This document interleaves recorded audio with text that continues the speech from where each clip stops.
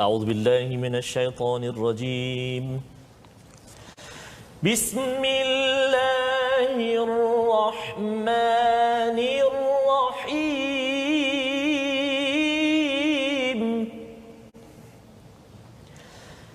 الحمد لله رب العالمين.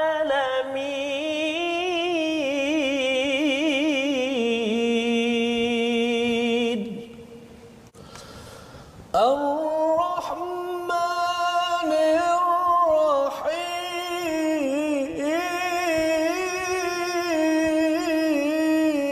الله الله الله.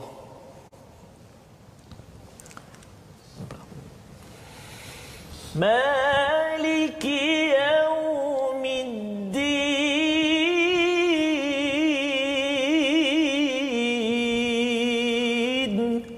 إياك نعبد وإياك نستعين. الله. اهدنا الصراط المستقيم. صراط الذين أنعمت عليهم غير المغضوب عليهم ولا الضالين.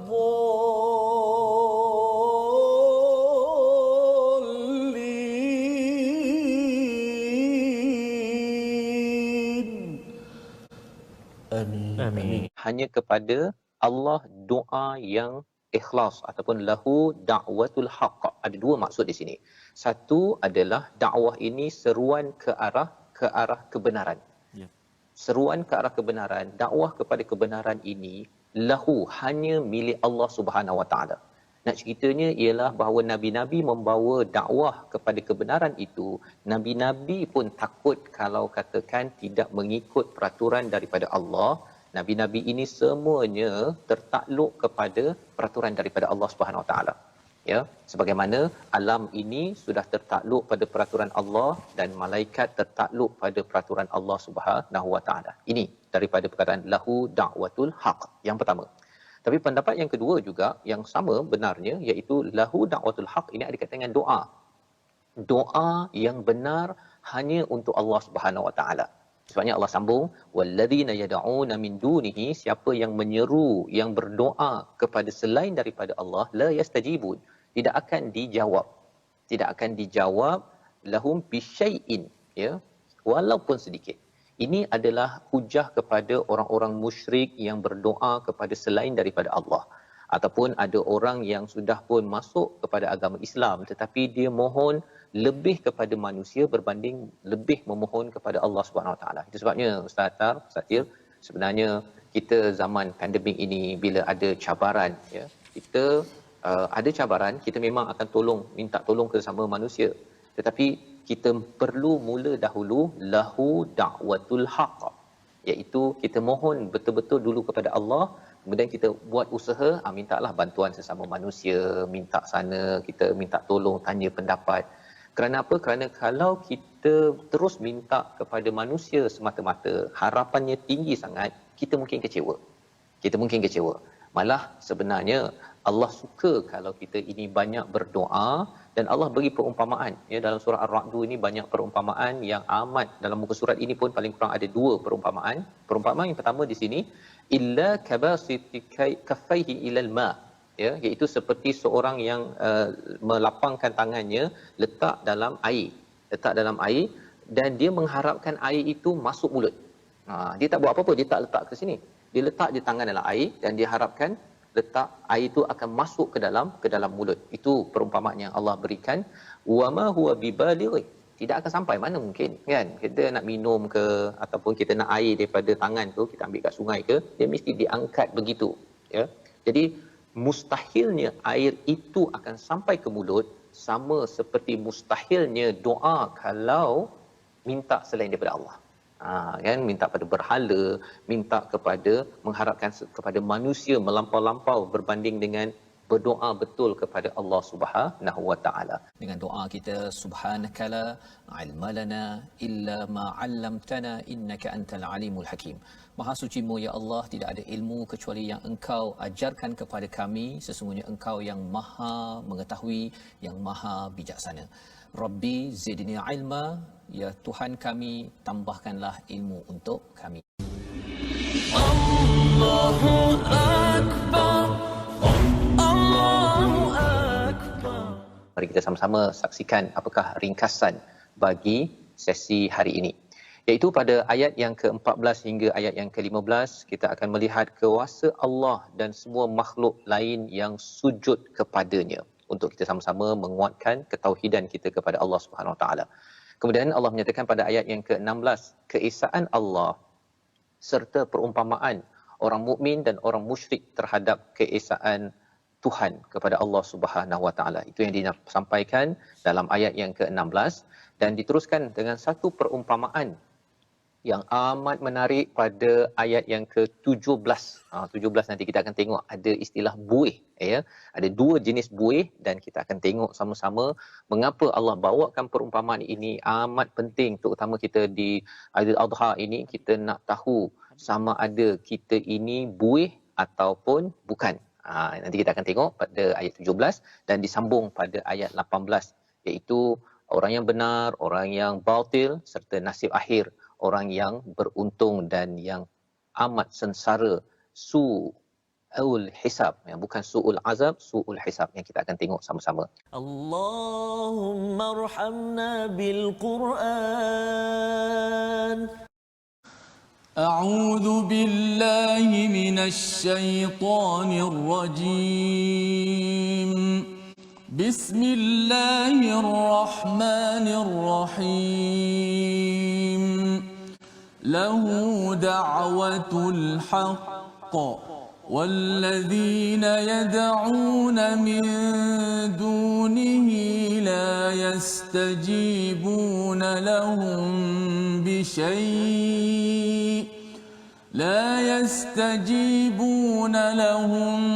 بشيء إلا كباسط كفيه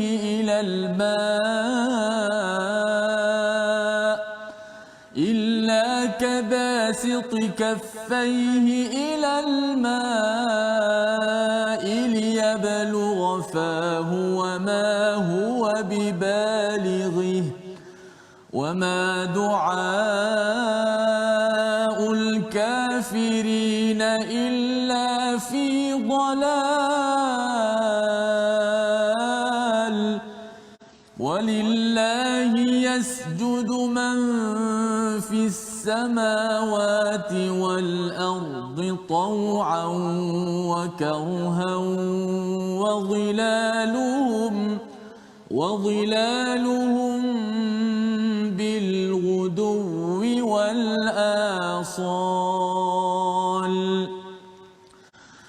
قل من رب السماوات والأرض قل الله قل أفاتخذتم من دونه أولياء لا يملكون لأنفسهم نفعا ولا ضرا قل هل يستوي الأعمى والبصير أم هل تستوي الظلمات والنور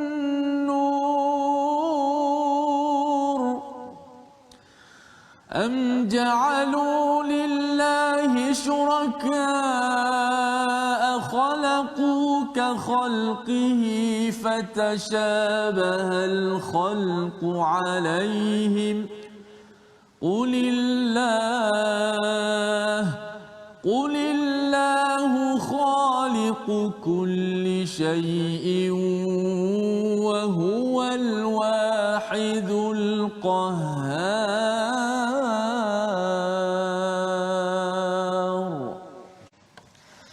أنزل من السماء ماء فسالت أودية بقدرها فاحتمل السيل زبدا رابيا ومما يوقدون عليه في النار ابتغاء حلية أو متاع زبد مثله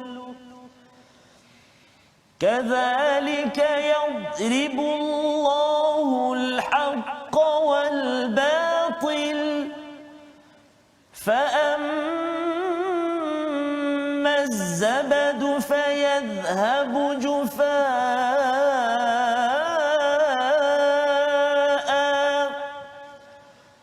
وأما ما ينفع الناس فيمكث في الأرض كذلك يضرب الله الأمثال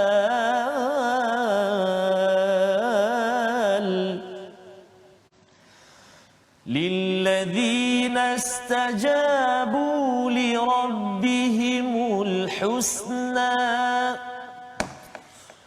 والذين لم يستجيبوا له لو أن لهم ما في الأرض جميعا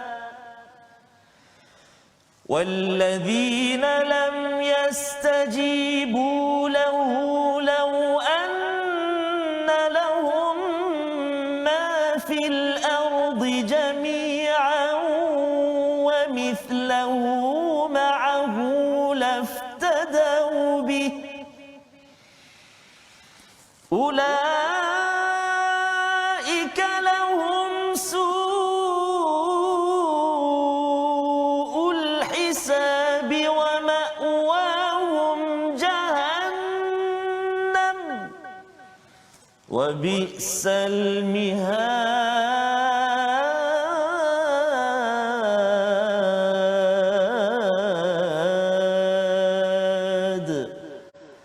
صدق الله العظيم